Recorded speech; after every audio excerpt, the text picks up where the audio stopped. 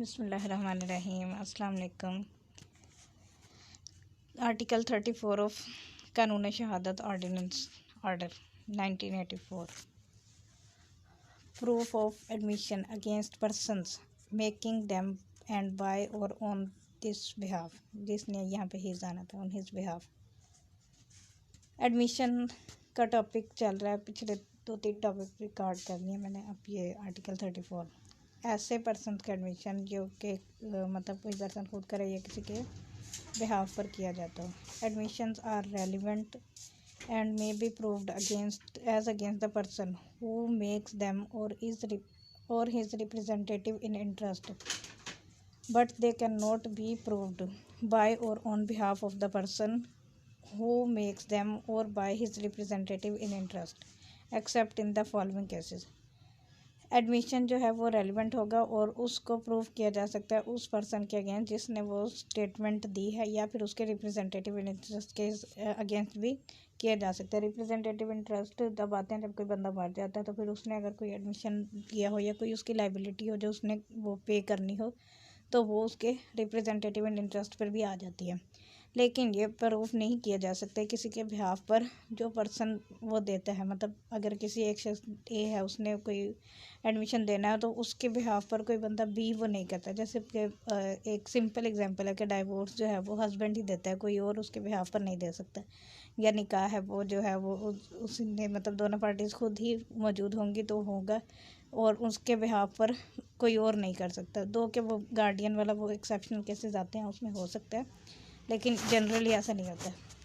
अब मज़ीद इसमें कोई एक्सेप्शन देखी मैं कि किन की वजह से अगर कोई खुद ना भी वो एडमिशन करे तो फिर भी वो उसके अगेंस्ट एडमिशन जो है वो रेलिवेंट होगा। वो कौन कौन से केसेस हैं वो देखते हैं।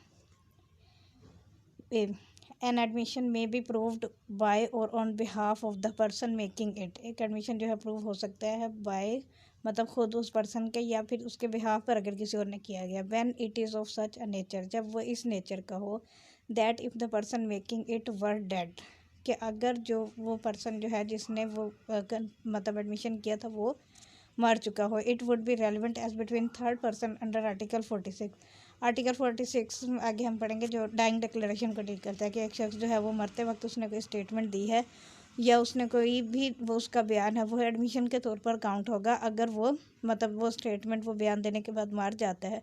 और मरते हुए बंदे ने फॉर एग्जांपल वो कहा है कि डाइंग डिक्लेरेशन यही होता है ना कि उसने वो शख्स को किसी ने मारा है, मतलब कोई बीट किया है, गोलियां मारी या किसी भी चीज़ से मारा है, लेकिन वो उसके मौके पर डेथ नहीं हुई है, वो ज़िंदा था और उसने बताया कि मुझे जो है फ़लाँ शख्स ने मारा है, और उसके बाद वो बंदा मर जाता है। अब मरने के बाद उसकी जो स्टेटमेंट है वो उस थर्ड पर्सन जिसका उसने नाम लिया है उसके लिए रेलिवेंट होगी। मतलब वो बंदा जो है वो उसके अगेंस्ट एडमिशन जो है वो यूज़ हो सकता है, उसका किया गया मरने वाले का एडमिशन।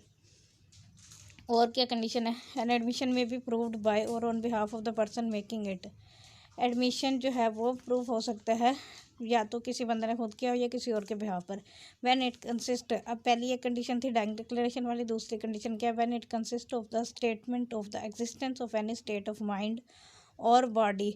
ये स्टेट ऑफ और माइंड और बॉडी हम पहले भी पढ़ चुके हैं कि किसी शख्स की स्टेट, इसमें वो आपके वो आ जाते हैं प्राइवेट डिफेंस वाला या जनरल डिफेंस, ये एक्सेप्शनल स्टेटमेंट्स आ जाती हैं।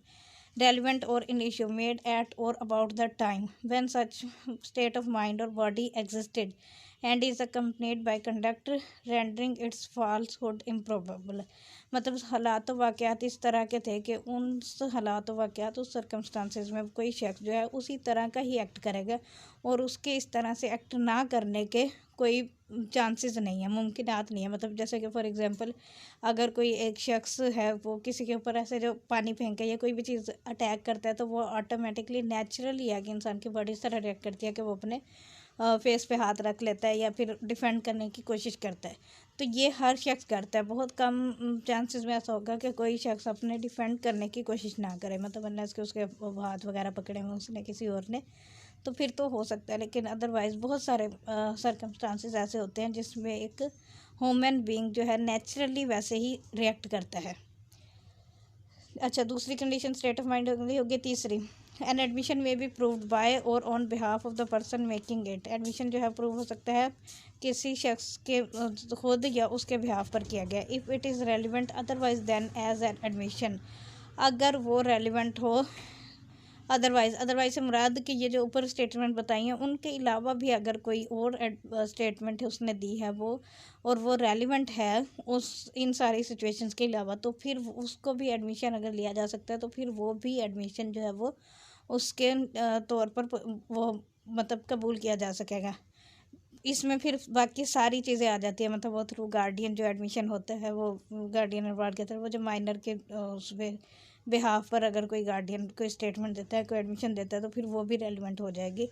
और भी बहुत सारे सर्कमस्टांसेस आ जाते हैं जिसमें वो सारी की सारी स्टेटमेंट जो एडमिशन है वो रेलिवेंट होगी, किसी पर्सन ने खुद दिया हो या किसी के बिहाफ पर भी दिया हो। इलस्ट्रेशन इसकी काफ़ी सारी हैं, बाकी जो है वो मतलब उसके टॉपिक के हवाले से हर एक की अलग अलग इलस्ट्रेशन एग्जांपल बता दिए मैंने। मज़ीद जो है नेक्स्ट लेक्चर में देखते हैं। Thank you so much. अल्लाह हाफिज़।